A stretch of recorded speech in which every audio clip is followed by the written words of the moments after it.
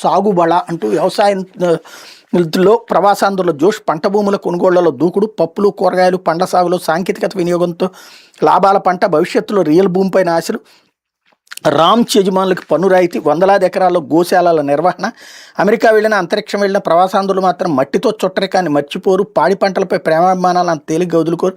ఏళ్ల క్రితం అగ్రరాజ్యానికి వలసపోయిన వాళ్ళు ఇప్పుడు అక్కడ వ్యవసాయానికి కొత్త పంతులు దొక్కిస్తున్నారు. ఆధునిక సాంకేతికతను అందిపుచ్చుకుని రకరకాల పండ్లు కూరగాయలు పండిస్తూ ఔరా అనిపిస్తున్నారు. మరోవైపు పాడి రంగంలోనూ ముద్ర వేస్తున్నారు. ఐటీ, వైద్యం, వ్యాపార రంగాల్లో స్థిరపడిన తర్వాత దీర్ఘకాలిక ఆర్థిక భద్రత కోసం వ్యవసాయ భూములు కొనుగోలు చేస్తున్నారు. గత కొంతకాలంగా అమెరికా వ్యవసాయ రంగంలో తెలుగు ప్రవాసుల పెట్టుబడులు ఇబ్బడి మొబ్బడిగా పెరుగుతున్నాయి అన్నటువంటిది హైలైట్ చేశారు. ఇక్కడ ఉన్నటువంటి పల్లె ప్రాంతాలలో చదువుకుని, పల్లె ప్రాంతాల్లో అమ్మా నాన్నలు ఆస్తులు అమ్ముకునినో లేకపోతే అప్పులు చేసినో చదివించాక ఉద్యోగాలతో విదేశాలు వెళ్ళి స్థిరపడ్డారు.